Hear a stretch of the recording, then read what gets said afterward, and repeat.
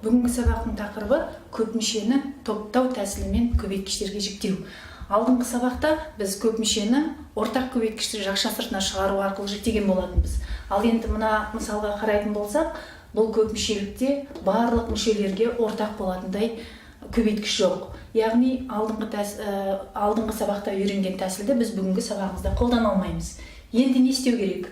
Енді ондай жағдайда екінші әдіс топтау тәсілімен көбейткішке жіктеуді қолданамыз. Қалай топтаймыз? Ең бірінші біз топталатын мүшелерді топтаған кезде оларда ортақ көбейткіш болатындай етіп таңдаймыз. Және ортақ көбейткішін жақша сыртына шығарғанда жақша ішінде қалатын өрнектер бірдей болатындай етіп топтаймыз.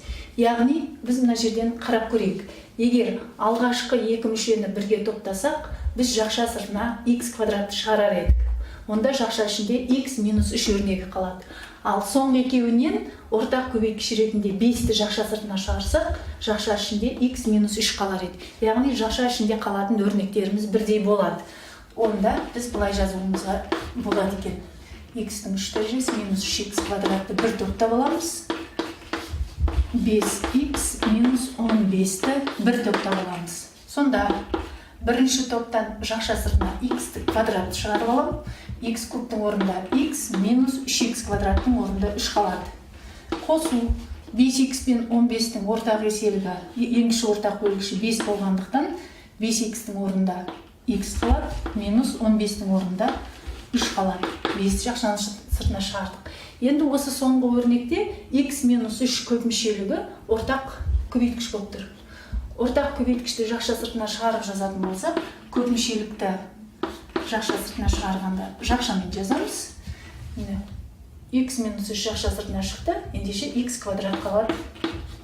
Плюс x минус 3 жақша сыртына шықты, 5 қалады.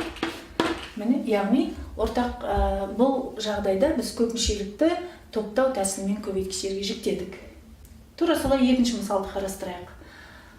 Алғашқы екеуін топтайтын болсақ, назар аударып қараңыздар, алғашқы екеуін топтайтын болсақ, ортақ көбейткіш болатындай өрнек жоқ. Яғни біз басқаша қараймыз. Егер екі коэффициенті бар өрнектерді бір топтасақ, соңғы екеуін бір топтасақ, қандай өрнек шығады екен? А квадрат минус АБ-ны бір топтайық.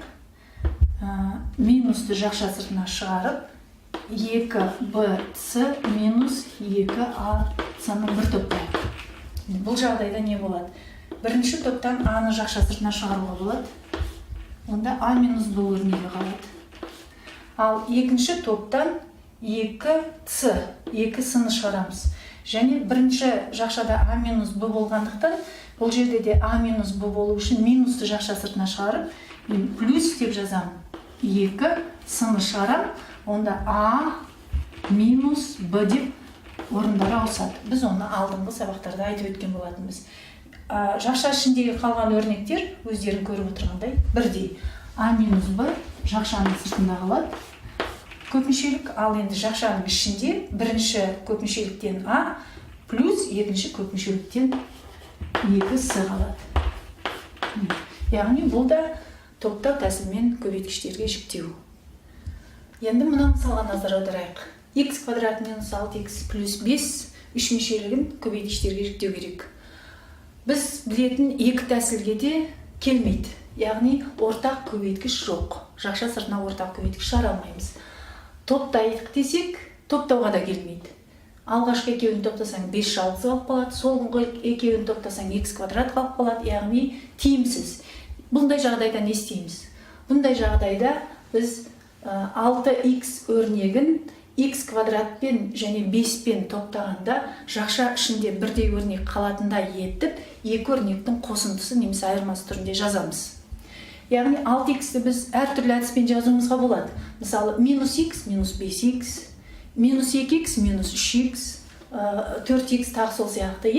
Ал енді біз ортақ көбейткіші болатындай етіп таңдау үшін минус x, минус 5x деп жазайық. Сонда x квадрат минус x минус 5x плюс 5. Яғни мына жерде минус 6х бір мүшелігін минус х пен минус 5х екі мүшелігінің айырма қосындысы түрінде жаздық. Енді осы жазудағы х квадрат пен минус х-ті топтасақ, х квадрат минус х-ті бір топтасақ, одан кейін минус 5х пен плюс 5-ті бір топтап, минусын жақша сыртына шығарып жазайық. 5х минус 5 болады. Яғни минус жақша сыртына шығарғанда 5х-ің таңбасы плюс, 5-дің таңбасы минус өзгереді. Енді бірінші жақшадан жақша сыртына х шығады. Х-ті жақша сыртына шығарсам, х минус 1 жақша ішінде қалады. Ал екінші жақшадан жақша сыртына 5 шығады. Онда жақша ішінде х минус 1 қалады. Енді бізге ортақ көбейткіш пайда болды. Бұл ортақ көбейткішті жақша сыртына шығарсақ, х минус 1-ді, міне ортақ көбейткішіміз, онда х минус 5 қалады. Яғни, үш мүшелікті топтау тәсілімен көбейткішке жіктедік. Енді осы үйренген әдісті мына теңдеуді шешуге қолданайық. Яғни біз алдыңғы сабақтардан білеміз, егер х минус а, х плюс б тең 0 көбейтіндінің мәні 0 болса, х минус а бірінші көбейткіш, х минус б екінші көбейткіш, көбейтіндінің мәні 0 болу үшін олардың әрқайсысы 0-ге тең болады дейміз. х минус а 0-ге тең, немесе х плюс б 0-ге тең.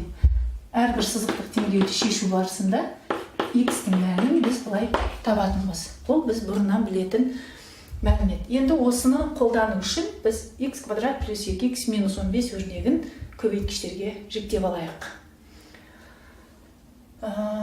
2х-ті 15 пен және х квадратпен топтағанда бірдей көбейткіш болатындай еттік.